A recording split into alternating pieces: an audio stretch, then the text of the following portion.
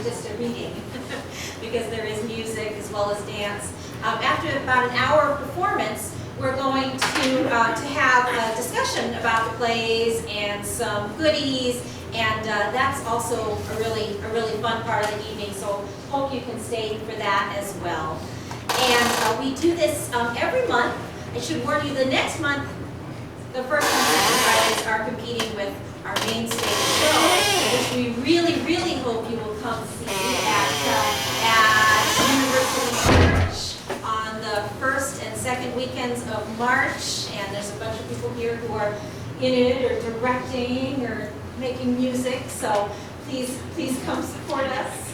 And without further ado, I want to introduce you to Susan Harris, who's one of our not quite founding members, but one of our earliest members and one of the people who just makes it all happen time after time, perhaps foolishly, and at great cost to her family.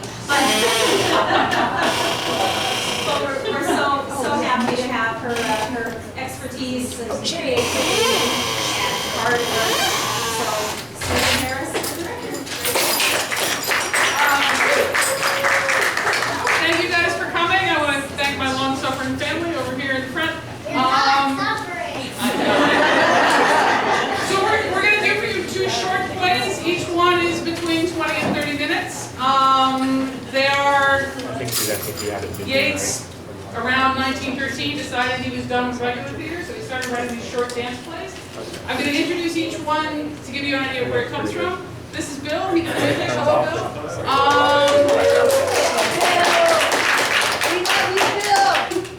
Bill has fans. The first one is called At the Hawk's Well. It's based on Irish mythology and also a lot of other sources. And the story is pretty simple. There's a well somewhere in a remote part of Ireland whose water gives eternal life to people who drink from it. The she, or the fairies, the magical creatures who own this well, have set a guardian to protect it because they don't want just anybody drinking out of it. And a young hero named Cahallan, who is a warrior prince from Irish mythology, has come to the well looking to drink from it, and this is what happens. So, At the Hawk's Well.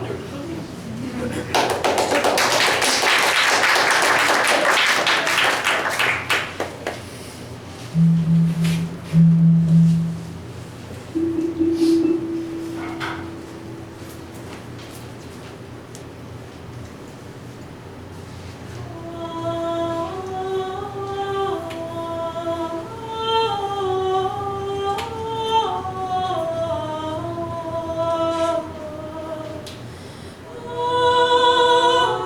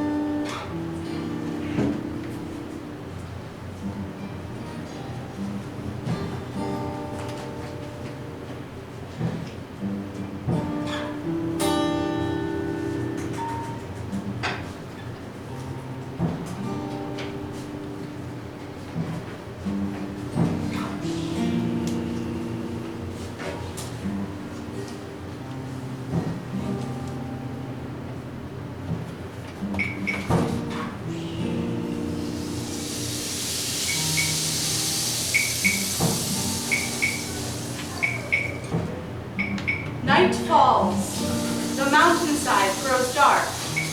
The withered leaves of the hazel half choke the dry bed of the well. The guardian of the well is sitting upon the old gray stone at its side, worn out from raking its dry bed, worn out from gathering up the leaves. Her heavy eyes know nothing or will look upon stone. The wind that blows out of the sea turns over the heaped up leaves at her side. They rustle and diminish. I am afraid of this place.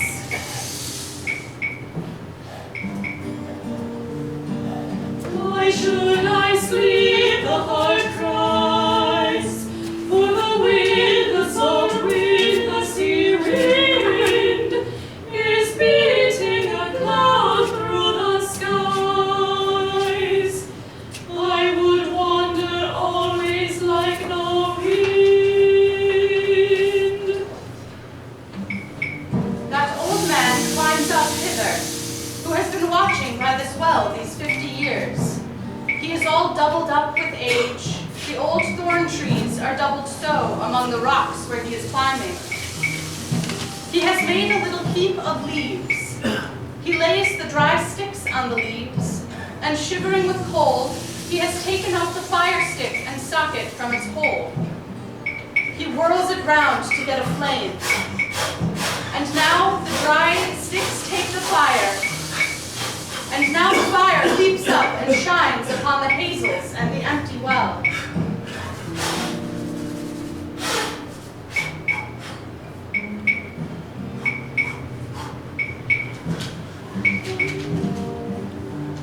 Window, salt window, sea wind, cries the heart, it is time to sleep.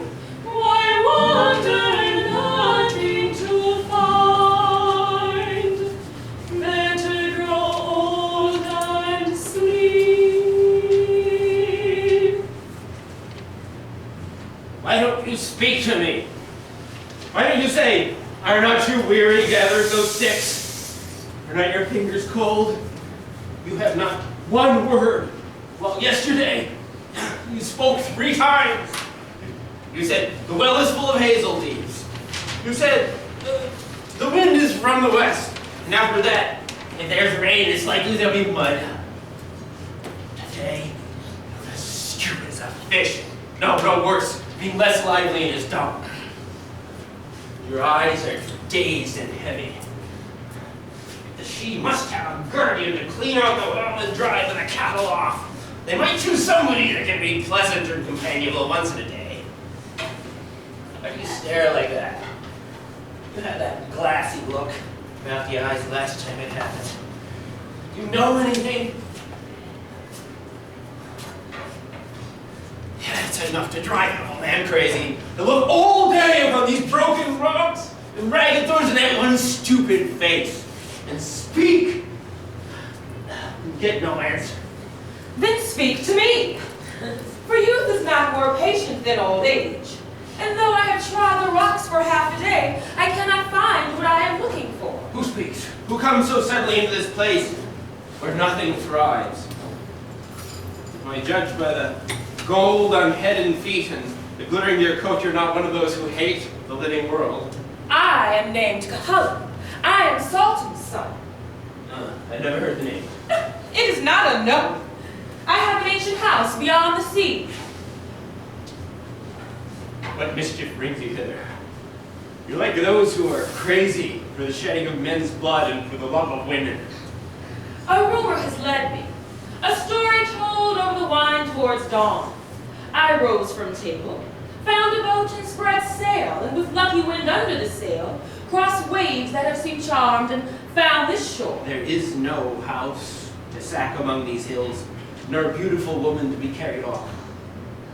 You should be native here, for that rough tongue matches the barbarous spot. You can, it may be, lead me to what I see. A well, wherein 3 hazels drop their nuts in withered leaves, and where a solitary girl keeps watch among gray boulders. He who drinks, they say, of that miraculous water lives forever. And are there not before your eyes at the instant gray boulders and a solitary girl and 3 script hazels? But there is no well. Can you see nothing yonder? I see a hollow among stones half full of leaves. And do you think so great a gift is found by no more's toil than spreading out a sail and climbing a steep hill? Oh, the folly of youth.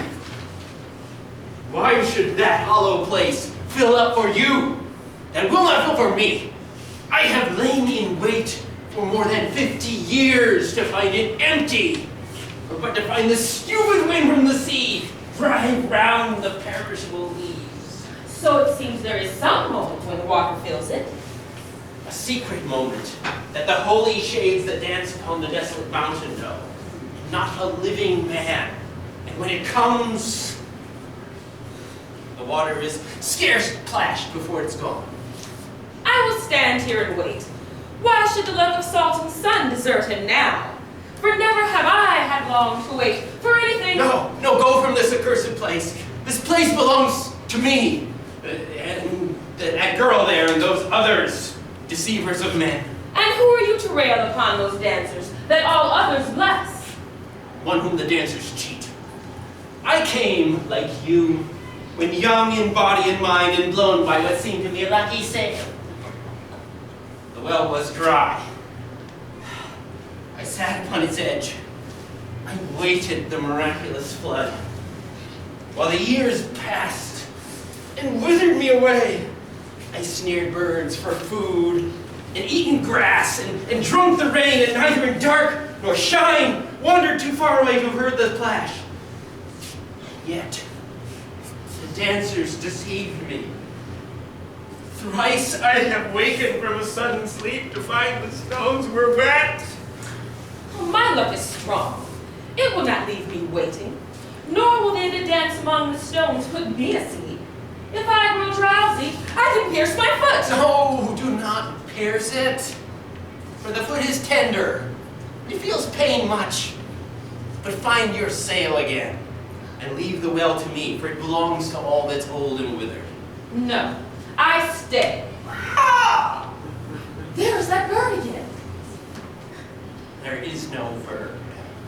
It sounded like the sudden cry of a hawk, but there's no wing in sight.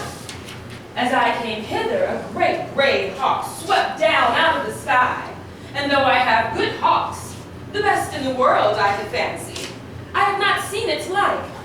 It flew as though it would have torn me with its beak, or blinded me, smiting me with that great wing. I had to draw my sword to drive it off, and after that it flew from rock to rock. I pelted it with stones a good half hour, and just before I had turned the big rock there and seen this place, it seemed to vanish away. Could I but find a means to bring it down, I could it. The woman of the she herself. The mountain witch, the unappeasable shadow. She's always flitting upon this mountainside to lure or destroy. When she's shown herself to the fierce women of under that shade, they offer sacrifice and arm for battle.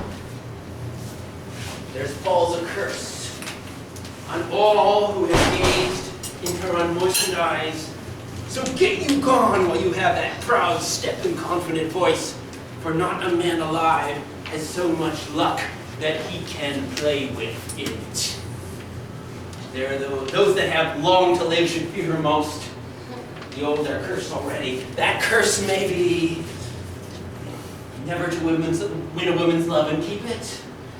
To always mix hatred in the love.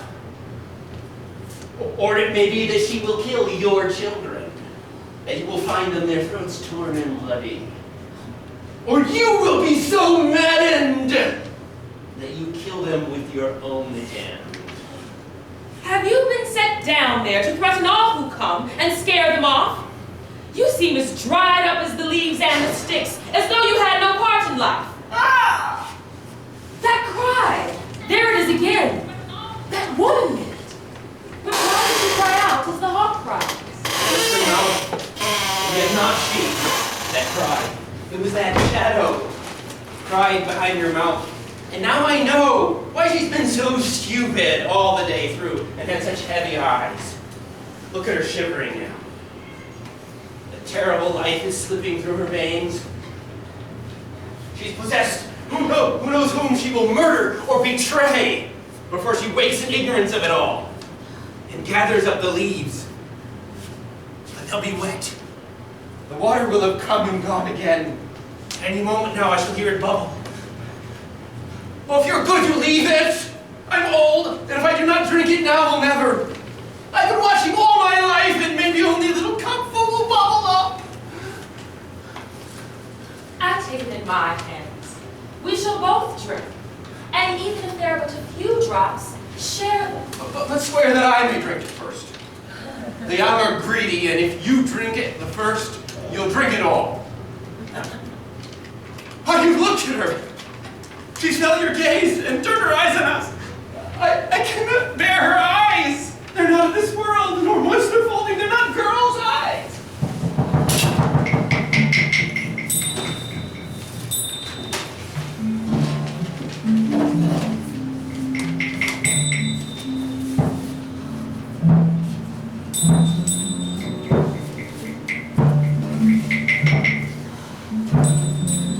Why do you gaze upon me with the eyes of a hawk?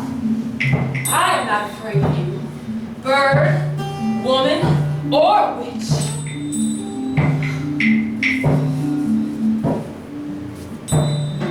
Do what you will. I shall not leave this place till I have grown immortal like yourself. Oh God, protect me from a horrible deathless body, sliding through the veins of a sudden. The madness has laid hold upon him now, for he grows pale and staggers to his feet.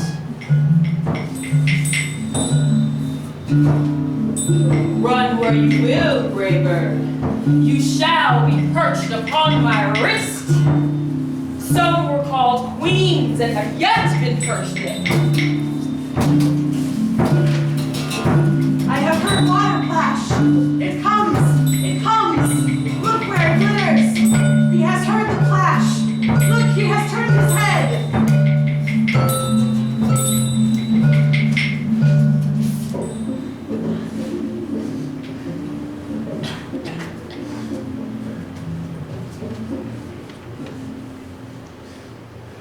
He has lost what may not be found, till men heap his burial mound, and all the history ends.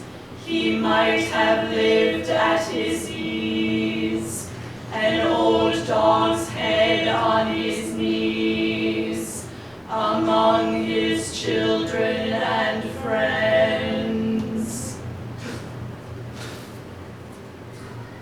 Oh, the accursed shadows have deluded me. The stones are dark, and yet the well is empty. The water flowed and empty while I slept. You've deluded me my whole life through! Accursed dancers, you've stolen my life! That there should have been such evil in a shadow. She has fled from me and hidden in the rocks. She's but led you from the fountain. Look! Those stones and leaves are dark where 'tis flowed. There's not a drop to drink. Ifa! Ifa! Ifa! What are those cries? He's roused up the fierce women of the hills, Aoife and all her troop, to take your life. And never, till you're lying in the earth, can you no rest. The clash of arms again. Oh, do you go? The mountain is accursed. Stay with me. I have nothing more to lose. I do not now deceive you. I will face them. He comes. The son of the Kahalan, the son of Sultan, comes.